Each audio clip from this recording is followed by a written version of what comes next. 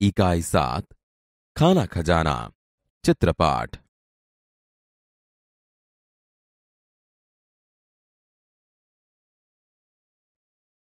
चूहा।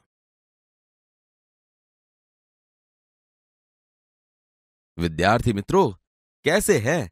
मुझे पहचाना? अरे मैं तो चूहा हूं। यार आप तो गजब के लोग हैं। आप मुझसे डरते हो और मैं आपसे। लेकिन आपसे ज्यादा वक्त मैं रसोई घर में रहता हूं। आपको पढ़ना और खेलना पसंद है, मुझे तो खाना ही पसंद है। जानते हो, रसोई घर में रहते हुए मैं वहां की हर एक गतिविधियां जानता हूं। चलो बताता हूं।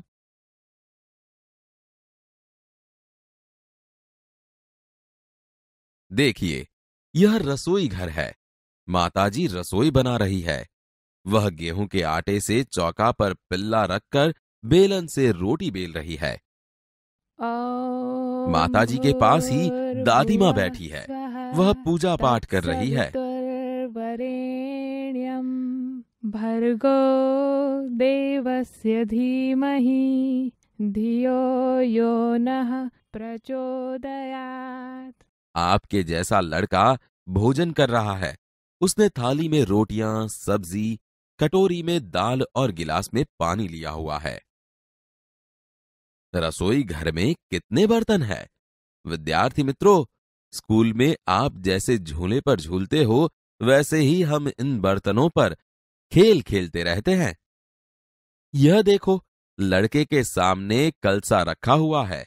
वह पानी से भरा हुआ है। इसके ऊपर ढक्कन रखा हुआ है। माताजी के पास गैस की अंगूठी है। इसके ऊपर कुकर रखा हुआ है। रसोई घर के कोने में गेहूं के आटे से भरा हुआ स्टील का डब्बा है। आटे को साफ करने के लिए डिब्बे में चलनी भी है।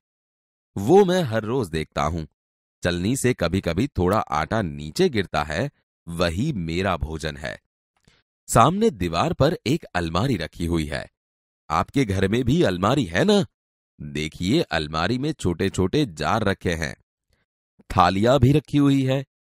सबसे ऊपर स्टील के डिब्बे रखे हैं। एक मसालदान का डिब्बा है। एक रोटीदान का डिब्बा है। खिड़की के पास वाली दीवार पर देखिए, वहां 2 स्टैंड लगे हुए हैं। वहां ऊपरी भाग में अचार के जार रखे हुए हैं।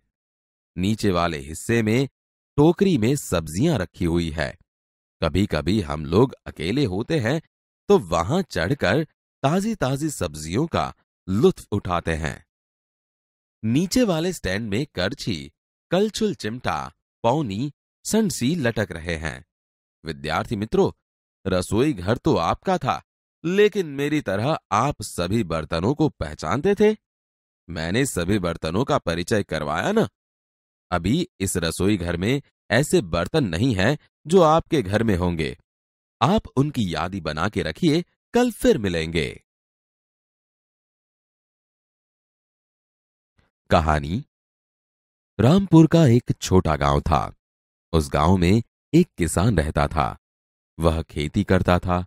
उनके 2 बेटे थे। दोनों बेटे आलसी थे। वे कुछ भी काम धंधा नहीं करते थे और आपस में लड़ते झगड़ते ही रहते थे। किसान ने अपने बेटे को बहुत समझाया, लेकिन वे कुछ भी नहीं समझते थे। किसान की चिंता बढ़ती ही जाती थी। अपने बच्चों को समझाने का किसान ने नया तरीका ढूंढा। उन्होंने अपने दोनों बेटों को बुलाया। एक बेटे को लकड़ियों का एक गट्ठर लाने के लिए कहा। लड़का गट्ठर ले आया। किसान ने इस गट्ठर को तोड़ने के लिए दोनों बेटों को कहा। दोनों बेटों ने रस्सी से बंधी हुई गट्ठर तोड़ने का प्रयत्न किया, लेकिन एक भी लड़का वह गट्ठर तोड़ नहीं सका। किसान ने बाद में लकड़ी की गट्ठर को छोड़ दिया और दोनों लड़कों को एक एक लकड़ी तोड़ने के लिए कहा। दोनों लड़के ने एक एक लकड़ी बारी बारी ली और तोड़ दी। किसान ने दोनों बेटों को सीख दी कि यदि आप साथ रहोगे तो आपको कोई तोड़ नहीं सकेगा, अलग नहीं कर सकेगा। यदि अकेले रहे तो कोई भी तोड़ जाएगा। मिलजुल कर रहोगे तो मजबूत बनोगे। और लड़ते रहोगे तो कमजोर बनोगे। उसी दिन से दोनों भाई मिलजुल कर रहने लगे।